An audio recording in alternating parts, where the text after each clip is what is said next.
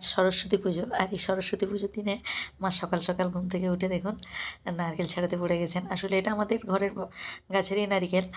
আর হচ্ছে মা ভাবছেন যে আজকে খিচুড়ি তৈরি করবেন আর কি। কারণ এর আগের দিন আমি বলেছিলাম মার কাছে, মা তুমি খিচুড়ি বানাও না, খিচুড়ি বানাও না, খিচুড়ি খেতে তো আমার ভীষণ ভালো লাগে, আর খিচুড়িতে নারিকেল লাগবে। তাই মা নারিকেল দেখুন কত খুশি মনে নারিকেল ছাড়িয়ে ফিরছেন। বন্ধুরা, কারা কারা আপনারা নারিকেল ছাড়াতে পারেন একটু কমেন্ট করে জানাবেন। এই দেখুন মা দেখাচ্ছেন, মা তো ভীষণ খুশি। শুধু না খিচুড়ি নয়, খিচুড়ির সাথে হবে হচ্ছে পায়েস হবে, তারপর হবে ক্ষীর তৈরি করা হবে, নারিকেলের নাড়ু তৈরি করা হবে। আমার তো ভীষণ ভালো লাগে, এইসব খেতে ভীষণ ভালো লাগে।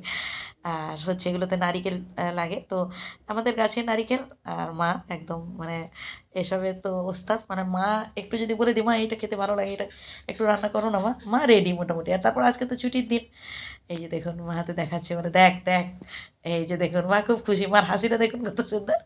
এবার দেখাচ্ছেন, দেখুন বলছেন যে এই 3টে চোখ, নারিকেলের 3টে চোখ, আমাদের যেমন 2টো চোখ আর একটা কপালে আছে।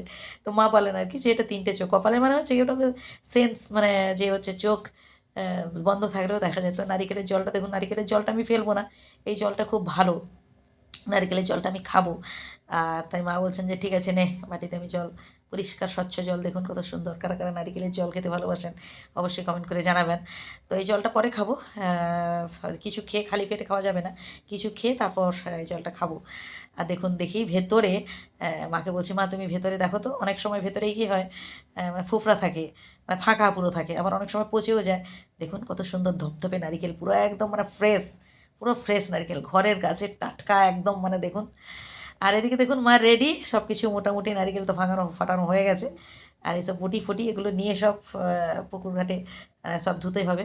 তো এটা কলের জলে ধোয়া যাবে না, ঘরের জল, মানে ঘরের ভেতরে যে জলটা আমরা ইউজ করি সেটা হবে না।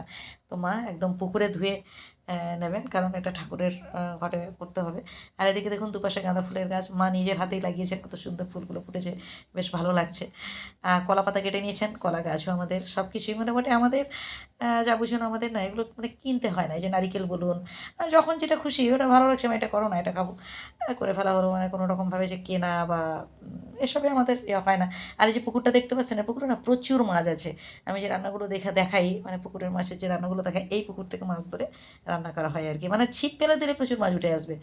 মানে আমরা তো জাল টাল ফেলতে পারি না, বাড়িতে পুরুষ মানুষও নেই, তো আমরা ছিপ ফেলেই মাছ ধরি। বড় বড় মাছ, মানে 500 গ্রাম 1 কিলো মাছ আমরা ছিপ ফেলেই তুলে নিতে পারি।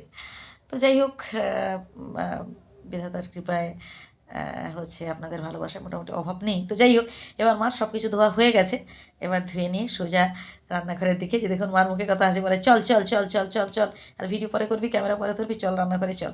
তো ভিডিওটা কেমন লাগলো, ব্লগটা কেমন লাগলো অবশ্যই কমেন্ট করে জানাবেন। ভালো থাকবেন, টাটা।